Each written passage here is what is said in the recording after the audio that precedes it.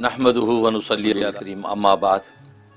آج ہم بات کریں گے غزنی کی ایک قاضی ان کے حوالے سے خواب ہے، اس کو ذکر کریں گے، جو حکیم سینائی رحمۃ اللہ علیہ کے زمانے کا قاضی تھا۔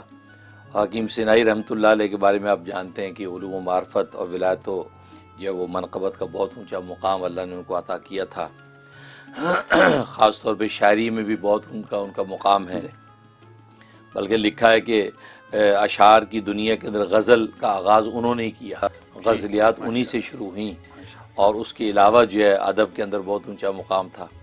انہی کے دور میں یہ واقعہ 5ویں صدی کے یہ بزرگ تھے، ان کے دور میں قاضی تھا غزنی کے اندر۔ ایک قاضی تو تھا لیکن قاضی بننے کا اہل نہیں تھا، اچھا، ظاہر علم و معرفت نہیں تھی، کیونکہ وراثت میں قضات کا عہدہ چلا آ رہا تھا، اس وجہ سے اس کو قاضی بنا دیا۔ اب ملک کے اندر لوگوں کو اعتراض تھا کہ بھئی یہ اہل نہیں ہے، اس کو قاضی بنا دیا، تو بادشاہ تک شکایات گئیں۔ بادشاہ سے کہا کہ آپ اس کو قاضی کو بنایا ہوئے، یہ تو نہ پڑھا لکھا ہے نہ فضل علم ہے، کچھ بھی نہیں ہے۔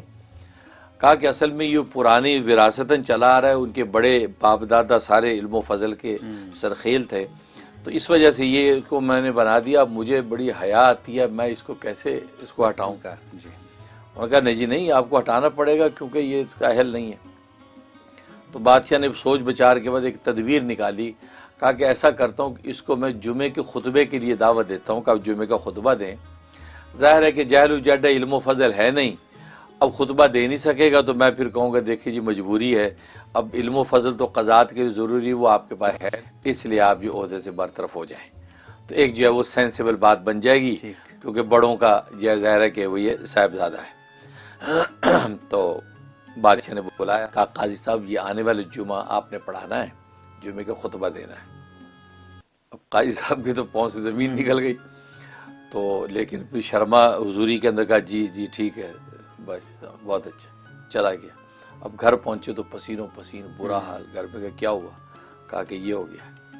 اب مجھے تو علم کی ہوا نہیں لگی، باپ دادا تھے، بس اسی چکر میں مجھے مل گئی، اب میں کہاں سے خطبہ دوں گی؟ اب بڑا پریشان۔ انہوں نے قاضی صاحب نے سن رکھا تھا کہ غزنی میں ایک پہاڑ ہے، وہاں ایک چشمہ پھوٹتا ہے، اس چشمے کے قریب بہت سے اولیاء اللہ کی قبریں بھی ہیں، اور وہاں پر جو ہے وہ آل رسول میں سے بھی ایک بہت برگزیدہ شخصیت کی بھی وہاں جو ہے وہ قبر ہے۔ یہ سوچا کہ وہاں جا کے لوگ دعائیں کرتے تو میں بھی جا کے دعا کرتا۔ اب یہ وہاں چلا گیا اور وہ چشمے کے پاس جا کے وضو کر کے دعا شروع کیا، گڑ گڑا رہا ہے، رو رہا ہے، یا اللہ میں آج شرمندگی اور ضلالت سے بچا، اس لیے میری مقدر میں لگتا رسوائی آئے، کیونکہ جمعے کا خطبہ میں کہاں سے دوں، تو پتہ ہی کچھ نہیں۔ بڑا رویا، روتے روتے وہیں آنکھ لگ گئی۔ آنکھ لگی تو خواب دیکھتا ہے، خواب دیکھا کہ رسول اللہ صلی اللہ علیہ وسلم خواب میں تشریف لائے۔ اللہ، آپ نے فرمایا اپنا منہ کھولو۔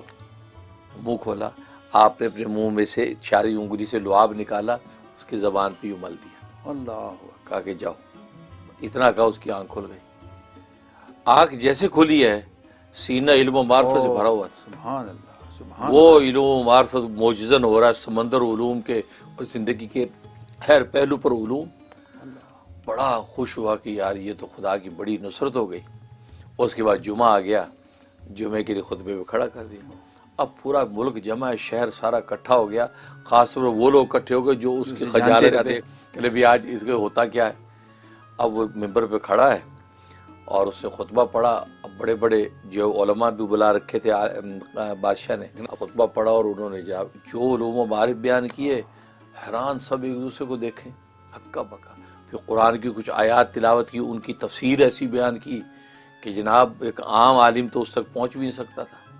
ظاہر رسول اللہ صلی اللہ علیہ وسلم کا فیضان بول رہا تھا، سب حیران، وہ عقیدت سے نگاہیں جھکتی چلی جا رہی ہیں لوگوں کی، اور جو مخالفین میں وہ بھی اپنے جو ہے اس پر شرمندہ ہو رہے ہیں کہ یار یہ آدمی تو یہ کہاں سے بول رہا ہے، بھی کیا علم و فضل ہے۔ اب یہ خطبہ دے رہا ہے، پورے مجمع پہ خاص کیفیت طاری ہے۔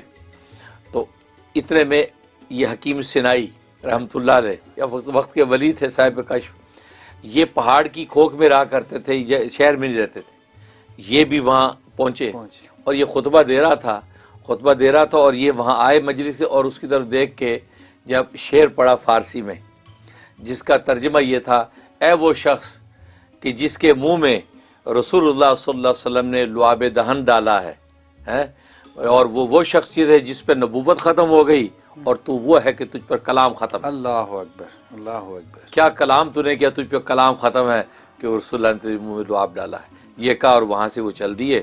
اب یہ قائد صاحب نے جب سنا یہ جملہ تو زار و قطار رونے لگے، اور روتے روتے منبر سے اترے، اور بادشاہ نے ہاتھ چومے، اور سارے دشمنوں نے یہ معافی مانگی کہ حضرت ہم معافی چاہتے ہیں، یہ آپ کو فیضان ملا۔ لیکن قاضی سنائی اشارہ کر گئے کہ یہ فیضان نبوت ہے کہ جو ایک رات میں اللہ نے عطا کر دیا۔ اللہ اکبر۔